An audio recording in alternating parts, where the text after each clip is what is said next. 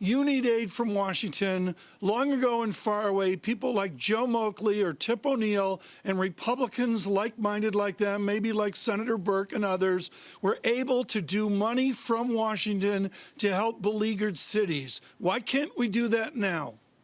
It's really unfortunate. You know, Mitch McConnell has made statements that cities should go bankrupt.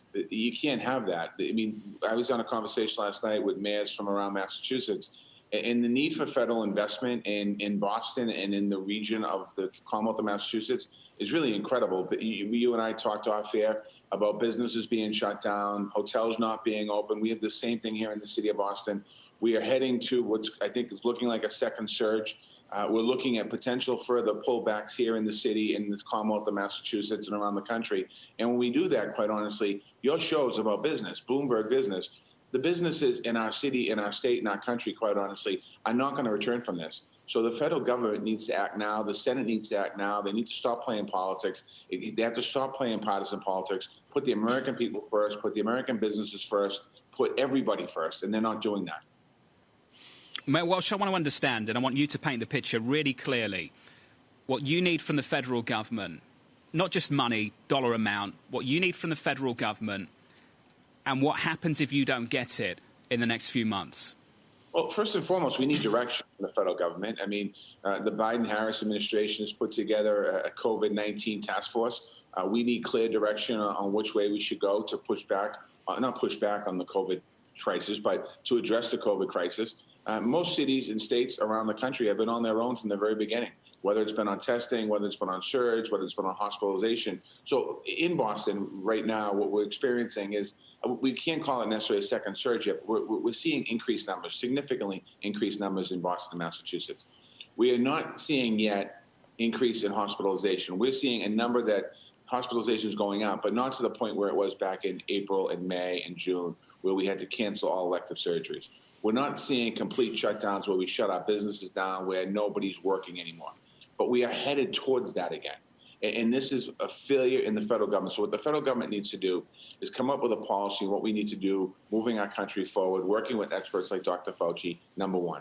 Number two, the federal government, what they need to do is come up with an economic stimulus package that millions of Americans that are going to run out of unemployment benefits, small businesses that are going to have to shut their doors permanently, unless they come up with a package, we're going to lose these businesses, and they're not going to come back overnight. So the implications of what the coronavirus is going to do long-term, the long-term impact it's going to have on a city like Boston could be detrimental. And it's not just Boston. You just take any city and you plug in the name. And that's the challenges that we're all facing across this country. Mayor, it's not just the federal government. It's also closer to home. For example, your Governor Charlie Baker coming out and actually not putting on some of the restrictions that people are suggesting are necessary to prevent that increase in hospitalizations that you talk about. Do you feel like you're being thrown under the bus to take preemptive measures that could be accused as being anti-business in order to stave off the spread because of this political hot potato that perhaps isn't being dealt with in other places? Well, that's not how I'm not operating that way, and I want to be as pro-business as possible, but I think that it's very important for me here in Boston. We're going to put the health of people first.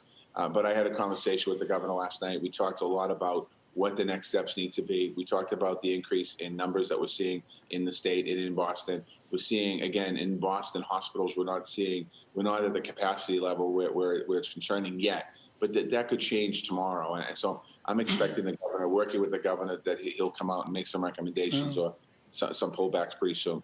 Mayor, I want you to speak of the schools nationwide, whether it's the Mather School, the oldest elementary school in this nation in Dorchester, or the Newman School and that red flag on Newbury Street that you know so well. Mayor, I want you to talk right now about how you, de Blasio, and 6 Republican mayors in the Midwest, how you're dealing with this virus in these schools. Well, thank you for giving a shout out to my high school alma mater, Newman School, on Marlborough Street. I appreciate that. And the Mather School right down the street from my house in Dorchester. What we're doing right now in Boston is we have about 180, the highest need students inside the schools. We'll put lots of safety precautions from even the beginning when we opened schools and we had to shut them down. And we anticipate in the next week or so to bring other high need students back into our district before the Christmas break, before the Christmas holidays. And then we're going to come up with a plan for after Christmas. We get these numbers down, after the holidays, I should say, we get these numbers down to try and get most of our kids back into school. These are challenging times. 2/3 of our buildings were built previously to World War II, so we don't have all of the safety ventilation that people would like to have in the building. But it is so important in the city of Boston that we get our kids back into school. I mean, most of our kids have been out of school since March 16th of earlier this year. Many of those kids, the achievement gap, falling behind, is just going to be detrimental for themselves and for the educational system if we don't get them into school soon.